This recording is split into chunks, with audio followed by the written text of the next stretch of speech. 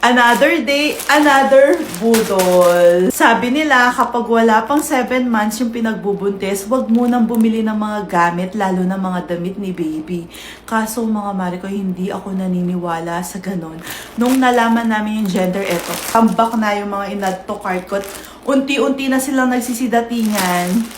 So, ito, isang shop lang to nung pinagbilhan ko at napakarami. Naka-separate plastic bawat set, kaya bubuksan ko muna isa-isa para makita ko at mas ma-appreciate ko.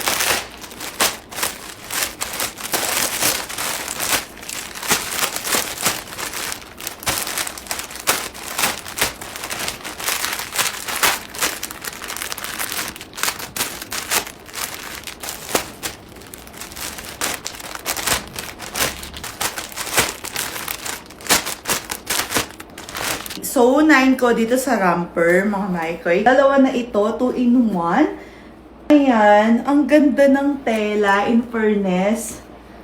Tingnan nyo, pang mga branded quality yung tela niya.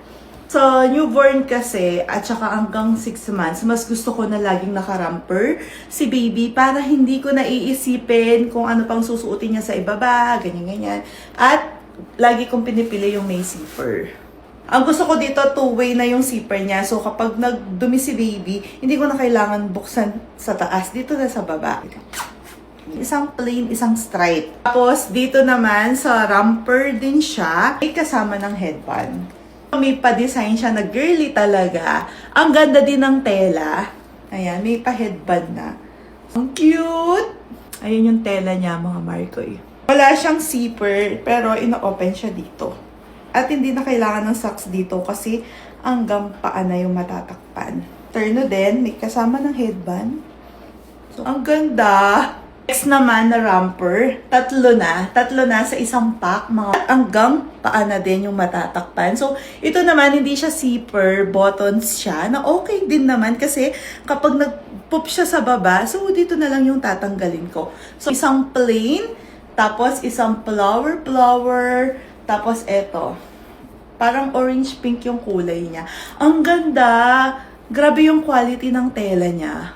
Saka hindi siya manipis, hindi rin ganun kakapal. Saktong-sakto lang sa weather natin dito sa Pilipinas. Lalo na ipapanganak ko si baby na medyo malamig yung weather dito. And then may in-order akong cap. 5 na sa isang pack. May kaparehong kulay ng romper. So, ayan. Turno dun sa romper. Ito naman, 3 na sa isang pack. Sulat na very sweet. Hanggang paa din yung matatakpan. So, mittens na lang yung kailangan ko. Ayan yung isang design. At ayan, ang cute. Tapos, meron din palang kasamang 3 cup, mga Marcoy, naka-turno na. Ang sarap magkaroon ulit ng babaeng anak. Pero magastos kasi napaka-arte, daming kailangan na gamit sa kanya. So, dahil fan naman tayo ng kaartihan, kaya kaya naman nating i-provide. So, ayan, i-spoil ko siya sa kaartihan. Nito, strawberry yung design na makeup din. Imagine niyo yung pangalawang baby, sana this time mas kamukha ko siya. Meron akong isang set na in-order na meron ng onesie, meron ng pajama, meron ng mittens, at meron na ding cup. At eto, 5 na sa isang pack, mga Marikoy. So, ayan. Same nung design ng romper to, nadagdagan lang siya ng yellow, ng ibang kulay. So, ayan yung mga design.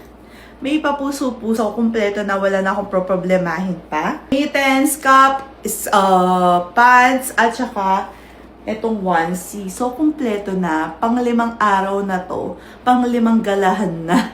Itong mga in-order ko nga pala ay pang 3 to 6 months kasi sa 1 to 3 months, wala naman kaming balak masyadong gumala at hindi ko pa talaga siya magagala. Kaya wala akong masyadong in-order na pang-alis. Kaya yung mga pang-alis niya, puro pang 3 months pataas na. So, uulitin ko po, hindi po ako naniniwala sa pamahihin na wag mo nang bumili ng gamit kasi lalabas ng maaga si baby. Kasi ginawa ko na last time yan kay Jace. Hindi ako namili ng mga gamit, inintay ko talaga kasi busy ako nun sa business ko. So, ang nangyari mga Marikoy, kahit nawala siyang gamit, kahit hindi ako bumili kagad, lumabas pa rin siya ng maaga. At mas worse po yung nangyari kasi Nung lumabas siya, pandemic, lahat nagtatahasan, lalo na yung mga essential, lalo na yung para sa baby. So, mas nahirapan ako kasi tumambak kami sa hutang, tapos nahirapan ako bumili ng gamit ni Jace. Kaya, pero blessing in disguise na din kasi dun ako nag-start na maging content creator, gumawa ng mga vlogs. Kasi gusto ko makatanggap ng libreng diaper, libreng gamit ni Jace. Pero ayoko na pong ulitin yon na manganganak ako, bigla may mga pangyayaring ganito, tapos walang gamit yung anak ko. So kung naniniwala po kayo doon, yes, walang masama. Pero gusto ko, ready na ako ngayon. Ayoko nang maulit yon na kahit isang gamit wala si Jace. Dahil sa panahon ngayon, hindi naman natin masasabi kung ano mga pwedeng mangyari. Lalo na nung pandemic nga, hindi natin inaasahan yun. So, ako mas maging ready ako ngayon.